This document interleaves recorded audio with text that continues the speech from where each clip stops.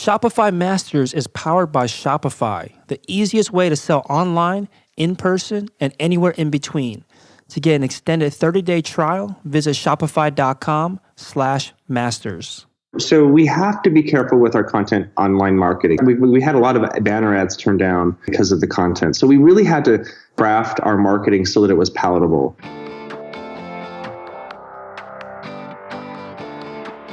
Hey, my name is Felix, and I'm the host of Shopify Masters. Each week, we learn the keys to success from e-commerce experts and entrepreneurs like you. In this episode, you'll learn how to market a product that has a taboo topic, the results of spending $25,000 to boost a viral Facebook video, and how much of your advertising budget should be devoted to testing. Today, I'm joined by Bobby Edwards from Squatty Potty. Squatty Potty is the original toilet stool designed and made in the USA to give you the perfect posture for optimal elimination. It was started in 2011 and based out of St. George, Utah. Welcome, Bobby. Hi, Felix. Hey, so in my opinion, the most memorable Shark Tank appearance is the Squatty Potty. So we're really excited to have you on the podcast today. Talk to us a little more about how this idea came about. Like, where did the idea behind the original toilet stool come from? Sure. So, first of all, I'm really excited to be here too. I know early on, this was built just with my family and myself, just trying to figure things out. And I know resources out there, it can be difficult to find, but, I think just hearing people's experiences and making things happen is what, really helped us grow and solve our problems. So thanks for having us. So, anyway, I wanted to say, they say necessity is the mother of all invention, and my mother was constipated and chronically constipated. And, she came across a solution, which was, fixing her posture. And at first she started using a stool, just a regular stool to, put in front of her toilet to help her poop. and that worked. It was great, but it wasn't perfect. So she kind of enlisted in me. I was doing some design classes and, some CAD work. She goes, can you design me a stool that does this and this and this and, she just wanted to improve upon the posture and technique of her poop stool. So we thought about it. We went to the bathroom and measured around the toilet, took some measurements and kind of put some phone books and some paint cans and different things in front of the toilet to try and get the right height and the right width and make it as the least intrusive as possible by allowing it to kind of tuck away and hide under the toilet when you're not using it. So those were kind of the things that she wanted to do. And, it was a few different prototypes, but we finally came upon the one that she liked, worked best. And we had it made in a wood shop next door. And a friend of mine had a CNC machine, and he zipped it out and cut it out, and we screwed it together, and voila, we had the first Squatty Potty. Nice. So now you had the first one. What made you connect the dots and realize that other people might want this and might want it enough to pay for it? That's a good question. So we weren't the first ones to talk about toilet posture. There'd been a lot of talk about it online, but there was nothing out there to help you achieve that. So we saw the opportunity, but we weren't certain about it, right? It still seemed kind of wackadoodie and kind of crazy that people would be searching for this thing. So with just a little bit of effort, we did some research. First of all, I guess what really kind of made the light go on in my head is my mom insisted that she make, a couple dozen more to give away to friends and family. Because again, this really had changed her life. She was suffering, and this was the only thing out there that really helped her eliminate. And so she got the crazy idea to give away Squatty Potties as Christmas gifts in 2010. And so we made a half a dozen, painted them all up for her, and she was happy, and she started she gave them away. And feedback started coming in, and it was all, of course, very positive. People that had issues really liked it. They shared their stories with my mom. And then from that, word of mouth spread that Judy had this poop stool. And, it was word of mouth. And, some days we'd get seven calls. One day we got like 7 phone calls. And I go, Mom, this is something that we really need to look into. And let's take the plunge and make it happen. So we were inspired by all the, kind of direct to consumer boutique brands that were kind of popping up around that time. There was nothing really big, but, you could see there was one brand that we were following. It was called Aura Brush, and it was a tongue brush. And they did some unique videos, and they had kind of done some unique online marketing, and they had a website built, and it was just one product. It was a brush for your tongue that had some unique features to it. And I just kind of emulated them. I thought, this is a great, they have some good content that's kind of funny and educational. And so that's kind of where we based Squatty Potty upon, was just emulating other brands, right? And with a little help from them, which I think a lot of people do, you find something you like, and if it's successful, you copy it. So that's what we did. But it was none of us really had a lot of knowledge. Before, one of my first jobs was I was a copywriter at Fox Television, and then I moved into also producing websites for television shows. So I had some, not e-commerce, but some online experience, and knew the value of creating a powerful website that rich with keywords and in content that people were searching for. So we were the first website out there, the first in this category, and people were looking for it. So we put a simple website together, of course, made it with e-commerce capabilities, and it grew. Like within the first few months, we started, getting 10, 15 orders a day. And that was pretty exciting, without doing any publicity or anything, without putting any money into advertising. It was just from people searching for us. And then early on, what we did as well is we sent out Squatty Potties to influencers. We reached out to paleo, mommy bloggers, health and alternative health writers, anyone in our category, yoga. It was kind of low-hanging fruit of alternative health world. And we sent Squatty Potties to the influential people in the marketplace. And just with the simple note that here's the Squatty Potty. This is what it did for my mother. This is what it does. Anatomically, we're designed to squat, and we're sitting, and this thing, will help you eliminate better by correcting your posture. And they started writing about it.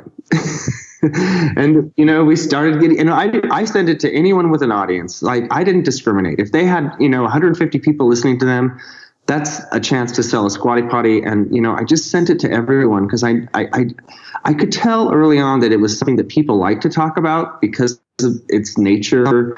When poop has kind of had a renaissance recently with, as being an interesting topic. And so sure enough, people started writing about the Squatty Potty, and it grew from there.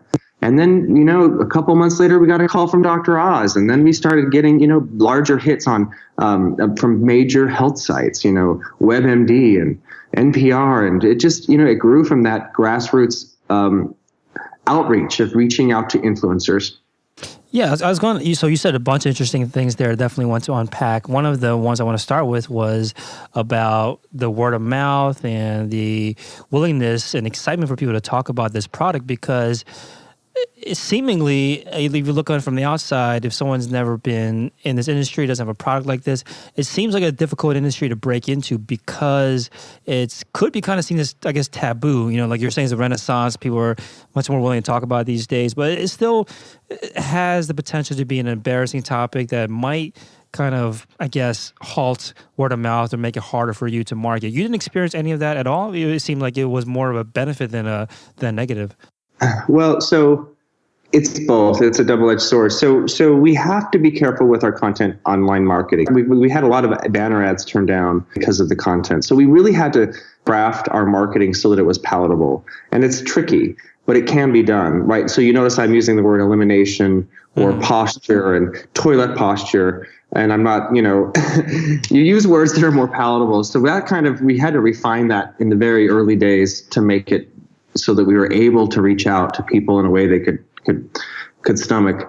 But then once you start to get some credibility and then you can start to be a little more open. But in the early days we did. It was difficult. It was taboo, and it still is for many people. But, the conversation is changing around elimination and how important it is for your overall health. And Squatty Potty has been part of that conversation for so many people. So we've been lucky in that regard that we've been able to kind of change the way people feel about it and make it so that it's something that's from something that's got, that was very embarrassing for many people. But as soon as we've been able to kind of change a lot of people's minds about that and make it something that's cool and fun and important. So, we've been able to change that. But it was difficult early on, especially with a lot of the banner advertising that we were attempting to put out there.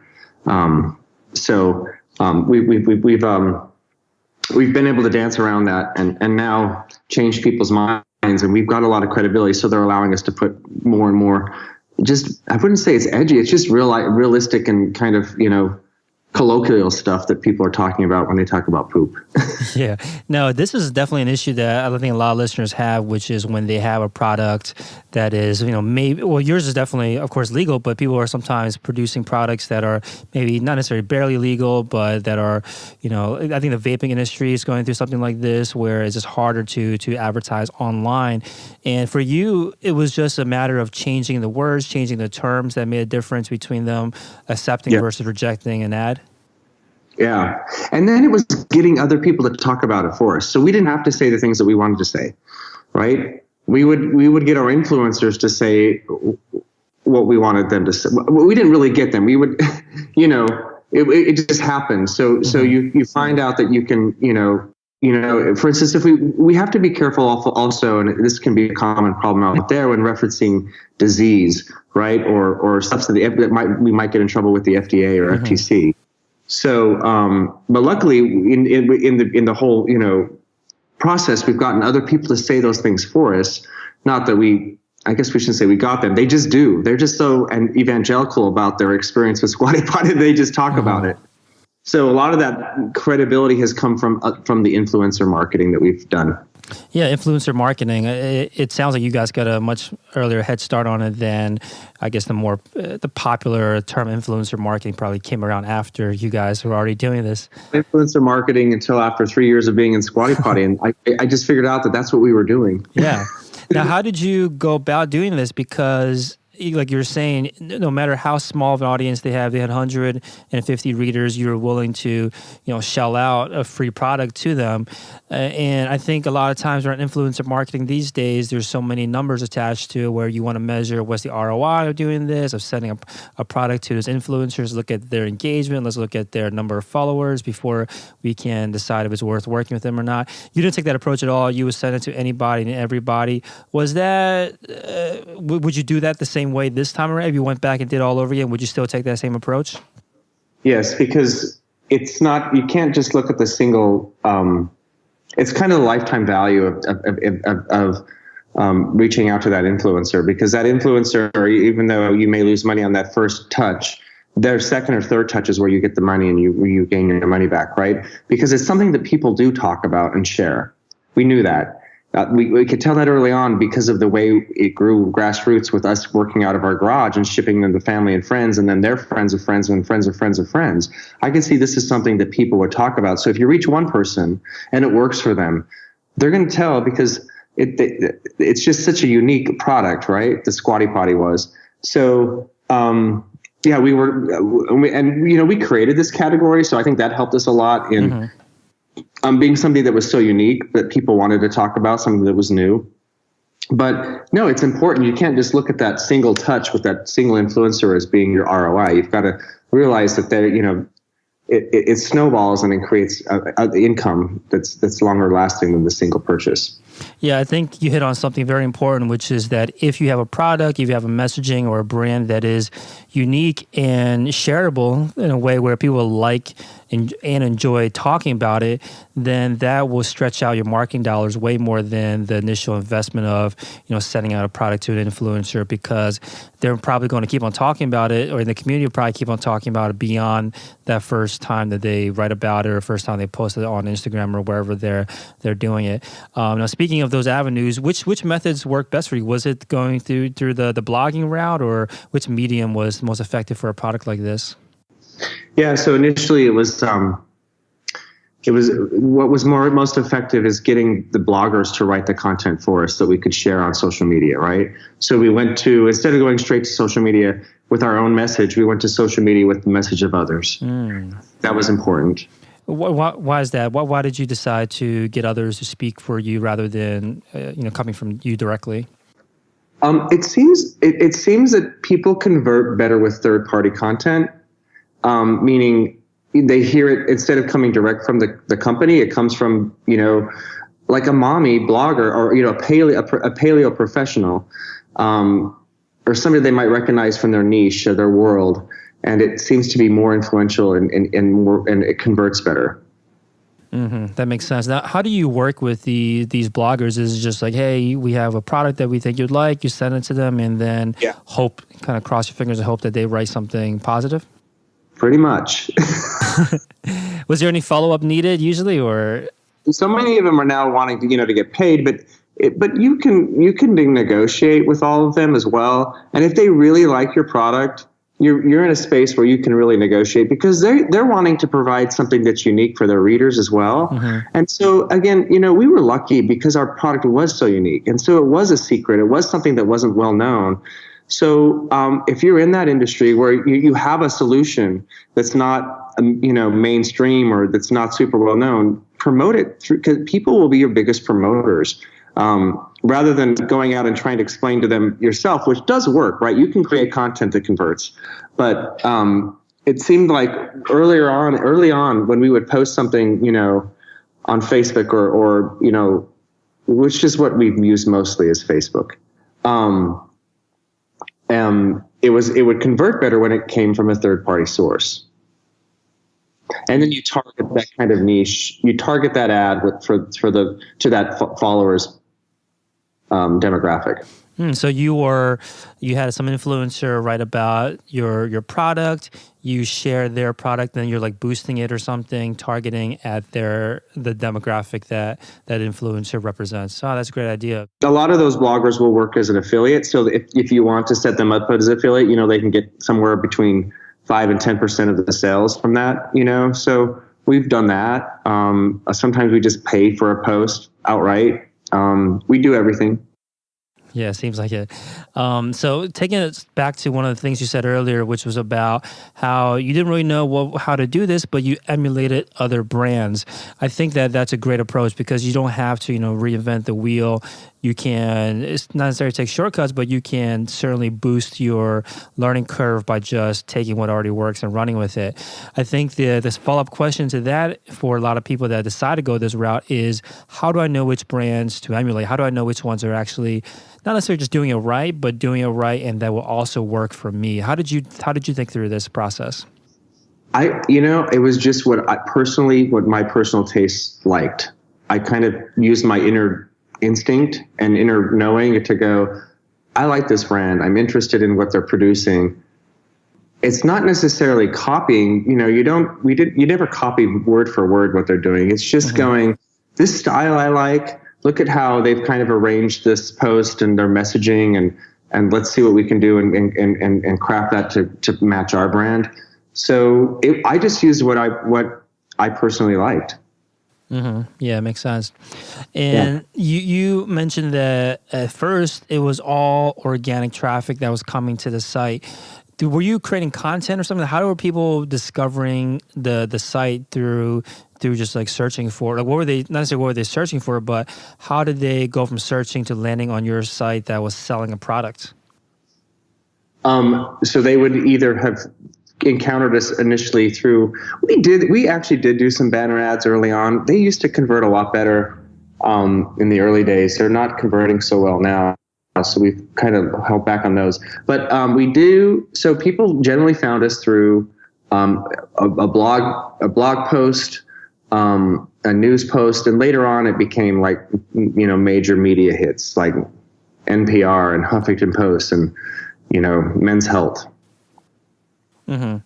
And what about the content that you are putting together on your site? 'Cause, I think a lot of times when people are trying to go the content marketing route, trying to build up their kind of SEO for their site, they run into this issue where they're like, I don't know what to create. But I mean, I think you're a great example for this, because how much can you really write? How much content can you really create around a topic like this? So talk to us about your I guess, creative process to create content for your brand. Yeah.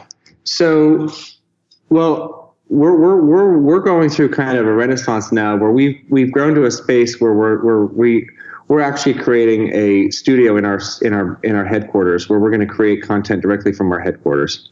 So that's where we are. In 2 months, we'll start. We're opening we have a full on audio video suite.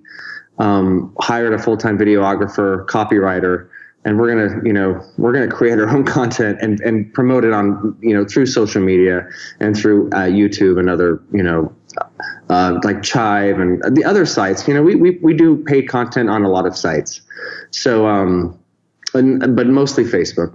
Facebook is about 70% of our budget right now, and that's Facebook is changing. Mm-hmm. So. But early on, it was really just reaching out, just promoting on through other sites. So if I would buy banner ads on other sites that reached our demographic as well. Mm-hmm. Now, nowadays, especially since you are investing so heavily in the content side with creating the studio, how will you think about what kind of content to create these days? Like, what kind of research you do? What kind of thought or thinking do you go through to determine, let's create this piece or let's create that piece? There's lots of different options here. If we're releasing new products, so of course we'll do interesting videos about the features and benefits of the new products. But it's not just about Squatty Potty. It's also about pooping. It's also about yoga.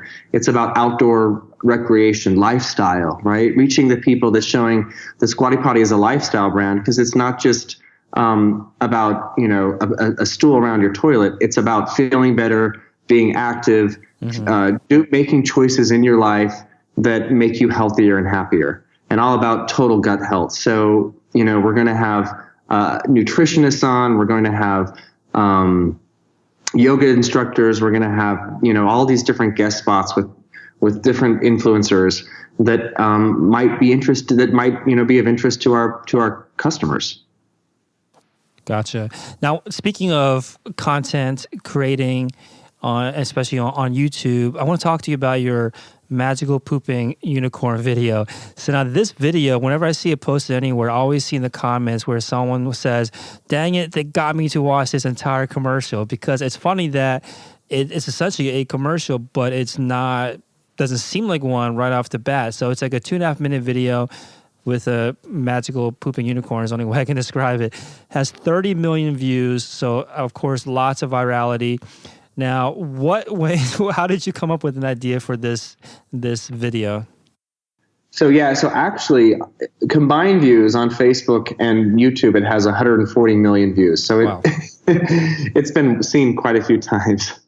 And by the way, Facebook is where most people are watching video now. It's much more shareable than YouTube. So it was pitched to us. We had been searching. We had attempted to make some content that would have some virility to it in-house, and it didn't ever really work. And a lot of that content never made it out of the editing room floor, because if it wasn't good or good enough for our brand, I didn't want to release it. So we went to this production company, and they had done some other viral videos that we thought were funny. And I said, we're Squatty Potty, and they're like, oh, we love your stuff. We think you're great. Let's see what we can do. And I said, good. I'm glad you know who we are. And they started, and a few weeks later, they came to us with several ideas. They had 4 or 5 different ideas, and one of them was the pooping unicorn. And what made you choose that one? It was the most interesting. I was more curious about that one than any other one. Of course, the rest of the team, or the rest of the investors, they weren't really excited about the unicorn. But but we did it anyway. So I think it was just curiosity more than anything. I thought it was funny. I thought that it was a great way of talking about poop without showing poop, right? We used the euphemism of ice cream. And it was kind of funny. Unicorns were pretty popular. There still are, but extremely popular, 2 years ago when I think that's why we went with the unicorn. And then, rainbow colored ice cream and the prints, and it just all kind of,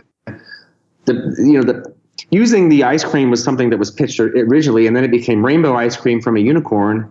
And then, it grew from there. So it was actually something that was pitched to me. And again, it was one of those things where you go, personally, I'm curious about this, and let's see. And you kind of just take it, it's all a gamble though. You never know. It's not something that you can always go, oh, I'm going to go create a viral video today. I mean, you look at the last week's viral video, which was that guy that was doing a BBC interview and his kids came into the room. Yeah. And, it's such a simple video, and like now it's got millions of, 1 billion views or something like that. It's so, but you just kind of have to follow your instinct, and that's, your inner knowing, what's best for your brand. And if it feels right, do it. And that's, it was a hard decision because at the time it was expensive, but, it was definitely a gamble, and we're glad we took it. Now, you said something interesting there about how deep inside what's the right thing to do, what matches up with your brand, what would resonate with your brand. I think that's very true, and I think a lot of times, especially when you don't have the success yet, you don't have a track record yet, it's very easy to doubt yourself and second-guess yourself. Did you ever have a time in your life where you knew deep down inside what the right thing was to do, but you second-guessed yourself and then decided to go a different way anyway? Yeah, so it was the unicorn video. So initially they pitched it to us. We were doing a follow-up to Shark Tank, and they wanted to film us creating a video. And we couldn't come to a consensus on the video content for the spot. And so we decided not to do the unicorn video. And we did another video, and it was not my decision alone. I'm not going to say it was, we should have done the video unicorn video first, but we didn't. We did something else, and it wasn't that great. And I'm like, we need to do the unicorn video. So one day, my dad came in my office and he goes, how do you feel about doing the unicorn video? I said, yes, we need to do the unicorn video. So initially we should have, and we should have done it in the first place, because then we would have got all this additional publicity with Shark Tank. But anyway, it all worked out to be fine in the end. But it was something that initially I went against my inner knowing, and it ended up that video that we ended up doing ended up just being a total disaster. Now, did you have to do anything early on to get traction, to get that unicorn video to go viral? Did you have to do anything to help kind of get it going along? We worked with some YouTubers, some influencers, some YouTube influencers, to help talk about it. But for what it did, we started out with about $25,000 to boost the spot, right? And with that, it went viral. So, to get 30 million views for that for $25,000 is pretty cheap, actually. Yeah, it definitely is. But you probably didn't know that at that time, right? Did it seem like a pretty big investment just to pour into promoting one video? Yeah, the company that we worked to help promote it, though, they're like, we need to spend $150,000 or at least have it budgeted to make it happen. So we didn't spend that off all right away. So, but you do need to promote it. You need to pay to promote. It's the way it is. You promote it on Facebook, you promote it on YouTube, you promote it with influencers, and that helps boost your viral. Did you have to spend I don't know how to pronounce it either. Now, if you had to, did you have to spend all $25,000, or was there a certain point where like this is taking off on its own? Let's just pull back on the budget. So we spent that, in the first few months, and then we kind of held off on the spend, and now we're still though promoting that video through a spend campaign. 2 years later though, but it still converts incredibly well. So it's one of it's worth it. Right, makes sense.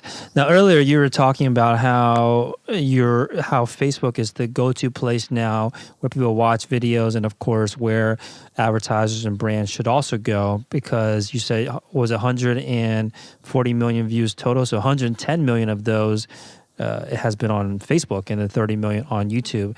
Now, do you approach Facebook video differently than you approach YouTube video? Or do you see a difference there between the audience and the kind of content that resonates with them? We still promote, we still test though. You still try and find people that haven't seen it, right?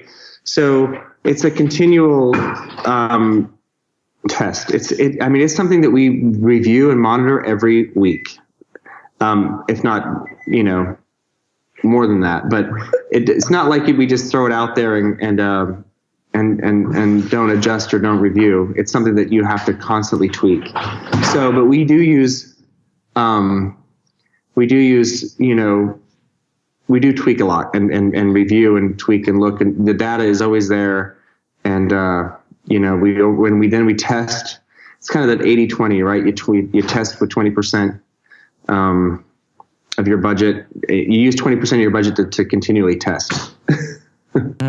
Now, for a campaign this large, most people that are listening don't ever plan to spend $25,000 overall on their online advertising, especially when it comes to, like, let's say Facebook ads. Now, you're spending all this kind of cash on essentially, a couple of posts, a couple of videos. You don't have to give us exact details, but how do you begin to target and set up I'm assuming multiple campaigns and all this tests and everything? How do you manage all of this kind of large advertising budget? So we've hired an e-commerce specialist to analyze the data and put it all together. So they work internally for Squatty Potty. Otherwise, there are people out there that will help manage and attribute your spend for you. Initially, they'll charge anywhere from about 10% of the spend to do that. So there are several people out there that will help you with that. Mm-hmm. Now, I want to talk about Shark Tank. So, again, like I was saying at the very beginning of the podcast, one of the more memorable contestants on the show. Talk to us about your experience. What did you come into the show looking for, and what did you end up leaving with? Sure. So Shark Tank was definitely an amazing, platform for us to talk about our product, to share with, my mother and I went on, and we got to share the story of her constipation and how this was the solution. And luckily, we had a good experience on that show. It was definitely extremely scary. It's one of the most frightening things I've ever done. If not the single most frightening thing I've ever done. Because you don't know how they're going to respond. And it was still early on. I mean, you have this thing that is very valuable to you, and you want to protect it, and you don't like people talking negatively about it. Mm-hmm. But we had done several, quite well online before Shark Tank, and I had traveled the country to, from Target to Home Depot, Bed Bath & Beyond, trying to get this product in stores, and was unsuccessful. We couldn't get it anywhere. Even with $6 million in sales, nobody was putting it on their shelves. So really, I could see that we needed something big like Shark Tank to help us do that, and it did. That's what it is. Shark Tank opened up retail, brick and mortar retail stores for us. Was it just because they saw you on there? Was it through the connections that you made? What was it? Well, the publicity and the reach that you get from Shark Tank is huge. It's incredibly valuable, and anyone would be a fool not to do that, because it's so valuable. It's worth millions of dollars in the long run. What you get from going on Shark Tank. Now, how did you guys get on? What was your application process like? Yeah, so we went online, went to sharktank.com, and they want to be on the show, and I clicked on it and filled it out, and then I got contacted. What was the timeline between when you first applied and when you went to record the show? So, Felix, actually what was funny is the first year we got turned down. So we actually went through the entire process. They called us. We made the video. We got further along and, got called back. And then we thought we were going to go on the show. And last minute, one of the executives said, I don't want this ridiculous product on our show. Mm-hmm. It's, we're ABC, we're a family network, and this is a pooping product, and that makes no sense, and we're not going to put it on. So we went all through that. We thought we got almost all the way through, and then got turned down. And then the next year, when you get third time that you're applying. This was the second time. So okay. the first year we got turned down. The second year, one of the producers that we were working with the year before called me and said, "I think we can get you on. Let's try it again because that individual has left the show." So nice. So we did, and so she kind of held our hand all the way through and got us on. So, but we auditioned we just applied from going on the website. So talk to us about these steps. So you apply just through some application, you fill out some information online, and then they move you on to the next round. That's when you create a video? Yes. So you apply online, and then they go, okay, we want to learn more about you and see you on television. Make a video. So we made a video. What did they give you any guidance on what that video should be about? They don't. They just say, there are samples of videos that have been done. So it's basically maybe kind of like a small Kickstarter video about your product or about you that features you, so they can see how you are on television. After the video, they after that process, then they send you this like, I don't know, 500-page packet of application papers that are everything about you. So it's pretty arduous, the process of getting on. And then, then they either say yes or no, and you never know if you're actually going to be on until the last minute. And they finally called us with an air date. So, or not an air date, a filming date in Los Angeles. Mm-hmm. So we went to LA, and then all this time the Sharks don't know about you. They've never seen you, or they haven't heard. They don't know who they're going to see that day. And you show up on set with your stuff, and this is the first time you've seen the Sharks, or they've even seen you, and you just walk out, and there you are. And we, I even had our product under wraps because I wanted to just be a complete surprise. So I unveiled the squatty potty with a blanket. Now, to get into the details of this deal that you came in looking for, you end up you came in asking for, I believe, $350,000 for 5% of the company. We'll start there. How did you calculate the valuation for this deal? So there's so many ways that you can do that. I figured, we would at least be worth what our revenue was going to be that year, which we figured to be about $7 million. So I just put a $7 million valuation on it. Mm-hmm. And then you ended up, at least on a show, closing a deal with Laurie for $350,000 for 10%. Did that, and you get into as many details as you want here, did that deal end up going through, or what was the situation It did, after? Yeah. So it's a handshake deal on the Shark Tank show, right? You either take or you decline their offers, or they don't give you any offers. We got an offer. We ended up doing 10% for, it was 10% for $350,000. So I actually wanted, let's see here. Yeah, that's what we shook on. Yeah, 10% for $350,000. And then after that, they have a due diligence period, and you have a period to decide if that's what you really want to do. And most of the deals fall apart during that period. Yeah. We actually ended up, our books were clean, and she liked us, and she was interested, and so we ended up going through with the deal. Nice. Now, when you were preparing to come on the show, what did you do to prepare to actually pitch to these, combined worth of billions of dollars of investors? So you have 1 minute that's like a prepared speech, right? That's scripted essentially, and that's always that 1 minute pitch where they walk out with their product and share their product with the Sharks. But then after that, nothing is scripted. So you just review numbers. You essentially, I don't know if you've ever been on debate. or debated.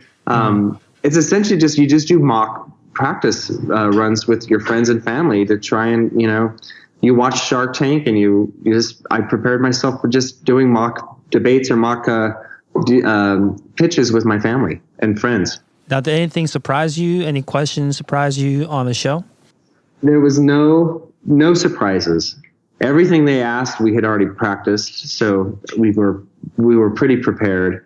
There was one thing that kind of took me back, and that's when Barbara Corcoran asked me to pull a tarot card, and I did, and it didn't go very well because I said I'm confused why you're making it a business decision on a tarot card reading on a tarot card, and she goes, "Oh, I don't trust you," and so that kind of made me look a little bad. Yeah, and I mean, I bet this is just an intimidating process too, but you went in there not just, you got an offer very close to what you're asking for compared to definitely what I've seen on the show. You actually did negotiations. You actually negotiated with the Sharks. I think you negotiated with Kevin. You negotiated, the experience that you had with Barbara definitely seems like a standoff, and of course the negotiation with Lori. Now, what was it like? What was it like, going back and saying essentially no to these Sharks and trying to get a better deal for yourself? It was, like I said, it was the scariest thing you've ever done in your life, and we knew that we didn't want Kevin. In hindsight, Kevin's not so mean at all. In fact, people that do deals with him say he's extremely nice and he's a teddy bear. I think that's a persona of his on the show. Like that. So Lori, we liked her because she had the consumer product, experience.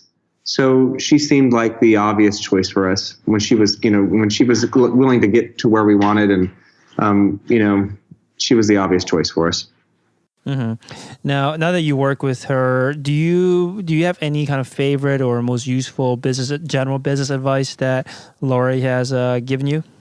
It's interesting when you finally get to work with them, and I think there were some things that Squatty Potty, first of all, was not a traditional product, and to sell it and pitch it in a traditional way didn't really work.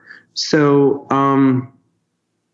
I don't know if Lori had some contacts, and she had some also some opportunities with trade shows and stuff that were really valuable. But it's been mostly hands off, or anything that most of the stuff she's helped to pitch us. It wasn't right for our company. Mm-hmm. So it's other than the contacts in the retail world, we haven't used her much. Mm-hmm.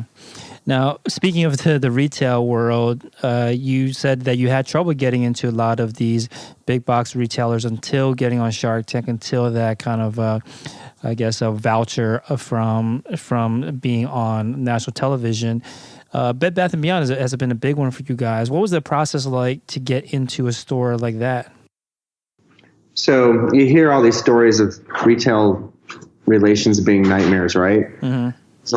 There is a lot that goes on in getting into a store, fulfillment and EDI and all these connections that you have to make, and it's expensive.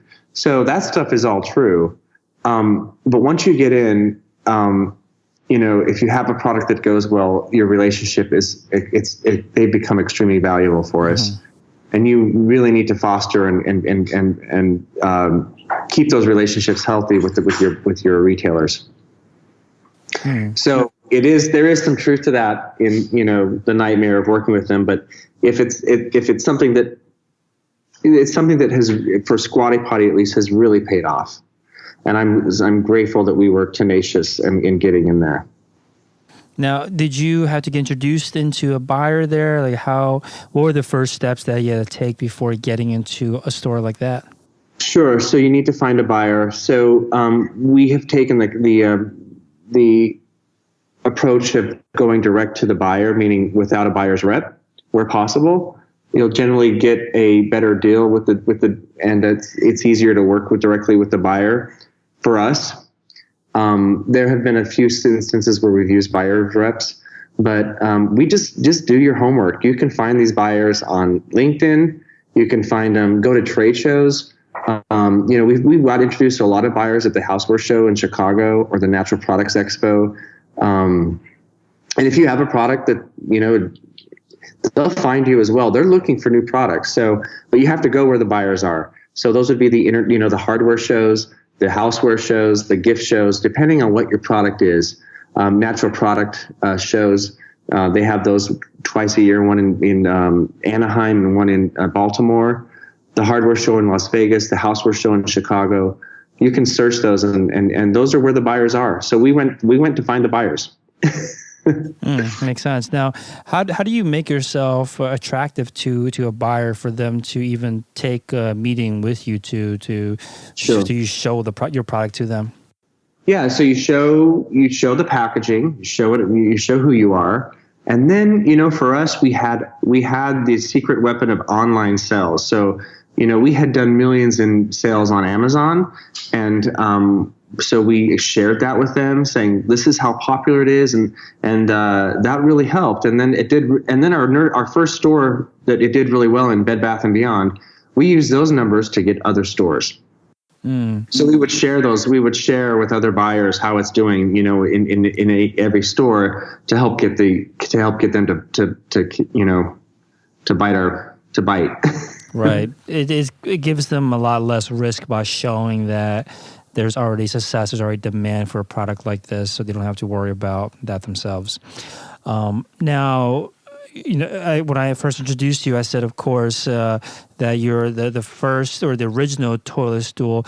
Nowadays, I'm sure that there's competition in the marketplace, right, coming after you guys. Was that something that cropped up pretty quickly after your success? Like, when or how do you deal with, or what, I guess, what's the landscape of the competition like today? Sure. It's definitely gotten more aggressive. It's a game of whack-a-mole, trying to find people that are violating your patents and your trademarks. So we've been handling it one by one. Every day we're on the major websites looking for them, and they're actually brought to us by a lot of people, and it's a struggle, but it's something that it's valuable. So we take it seriously, and we're out there policing all the sites where we're at. I even order product from different sites to make sure that it's a legit squatty potty. Yeah, that seems to be cropping up more and more often, not with your product, but just in general, people selling fake products online on reputable sites too. Yeah, Wish is one of them that will have that's notorious for selling knockoff stuff directly from China. So you go to wish.com and you see a product that looks like yours, and you order it, and then they find out that it comes in. It takes about 10 days to get there, but it's shipped directly from the counterfeit factory in China. That's crazy. So now that you have a patented product, is it pretty seamless process to get it taken down? You just contact that website, show them that you have, the claim to it, and then they take it down pretty quickly, or what's the process? It is, and there's some actually services out there that help monitor your IP. One of them that we've just started using is called IP Shark. So they'll just charge. They have automatic algorithms that monitor and find anything that's fake, like that's on Alibaba or Wish or Amazon or Yahoo or eBay. I'm sorry, eBay. And that seems to be working really well, actually. So it's fairly inexpensive. It's cheaper than having your attorney write cease and desist letters, right? Mm-hmm, for sure. So there are several IP. The one we've been using is IP Shark. I just started using them though last week, so I haven't seen much of the, but they came recommended from another Shark Tank product called Scrub Daddy. Yes, I know that one too. Another memorable contestant. Is that community pretty tight-knit? Do you have a lot of connections with other past contestants? Yeah, especially with other products that have done business with Lori. We have kind of a familial relationship with them. And there's some private Facebook groups of Shark Tank products and Shark Tank entrepreneurs on Facebook that I'm active in. You kind of get in the Shark Tank bubble, and it's the same thing. Everyone's just trying to help you and share their experiences with, and it's everything. It's from fulfillment to marketing to IP stuff. It's everything. Mm-hmm. Speaking of fulfillment, what's your supply chain process like today? I'm assuming, of course, you're not making these yourself anymore. How do you have all of your products set up? Sure. So we manufacture in Utah. It's an injection molding process. So we do it it's just about as cheap as it is in China and much easier for supply chain to manufacture domestically. So if you have a simple product that you can competitively get manufactured in the United States, do it, because it makes life so much easier, especially in the ups and downs of the retail world. And we would get a hit like Shark Tank, and if we didn't manufacture domestically, we would have lost out in millions of dollars, because we weren't prepared for what our response that we got from Shark Tank or the unicorn video. The unicorn video went crazy. We sold out, within 3 days. And we would have been, in deep trouble had we not been a domestic manufacturer. So that's how it works for Squatty Potty. I realize not everyone can do that. But for our product, domestic manufacturing has worked. They're all made in Utah. They're shipped to Salt Lake City, where we have a warehouse, a third-party fulfillment center who fulfills everyone. They fulfill our mom and pop stores. They fulfill Walmart. They fulfill Target, Bed Bath Beyond, but they also fulfill Amazon. We have a vendor relationship with Amazon where Amazon writes the purchase orders once a week. And then they also fulfill our website orders. So those will be shipped directly from our fulfillment center in Salt Lake City. It's all done through, EDI and it's all AP. There's all these acronyms, but it's all done automatically, essentially. So very little effort on our part, except for when there's problems. And then we've got customer service. We've got 4 customer service reps that work full time at Squatty Potty to help with customer. We've got an 800 number on our site, because I think it's always valuable so people have a touch point and be able to contact you. But that's how we work. That's how Squatty Potty works. Cool. So squattypotty.com, of course, is the website. Where do you want to take the business next? Sure. So it's all about creating the better bathroom experience, creating products to help people do that. So, we've got an auxiliary product now, Unicorn Gold, which is making up more, starting to take up more and more of our business. It's a pretty popular product. It's a spray that you spray the water before you go. Takes away the smell, uses essential oils, but it also uses real nanoparticles of gold, which mitigate and kill sulfur, which is what makes your poop stink. So it's an interesting product. It works really well. But it's also about, everything. We're developing other products that once seemed taboo. The bidet world is growing, but we have a unique bidet that I think is very interesting, that I think it's going to do really well. And then also some other auxiliary products. The Squatty Potty Pharmacy is coming, and these aren't so glamorous, but they're hemorrhoid creams and other barrier creams to help people be more comfortable down there. Awesome. I'm going to be interested in seeing how you can speak about all of that in advertiser-friendly terms. Yeah, it's using our product, our way of marketing to take something that's not so glamorous or it's taboo. So, a lot of people don't know what a hemorrhoid is. They don't know if they have it or not, and they're embarrassed to go to the doctor to figure out. So we're creating marketing that will help people, just address that, and then provide products to help them feel better. Yeah, I love that you are unashamedly not taking advantage, but actually going ahead and coming out and saying, hey, look, we'll teach you everything. We'll educate you. We'll talk about things that people aren't comfortable talking about, because people are curious. People do want to learn this information. And if no one else is talking about it, that's a great opportunity for you to come in and do all the talking. So it seems like that's exactly what you've done and exactly where you want to market the business. So I'm very excited to see what's next for you guys. Again, squattypotty.com is the website. Thank you so much for your time, Bobby. Hey, Felix, thanks for having me. I appreciate it.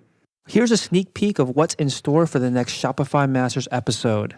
Google is the best psychic in the world, and it understands our behaviors. Thanks for listening to Shopify Masters, the e-commerce marketing podcast for ambitious entrepreneurs. To start your store today, visit shopify.com/masters to claim your extended 30-day free trial.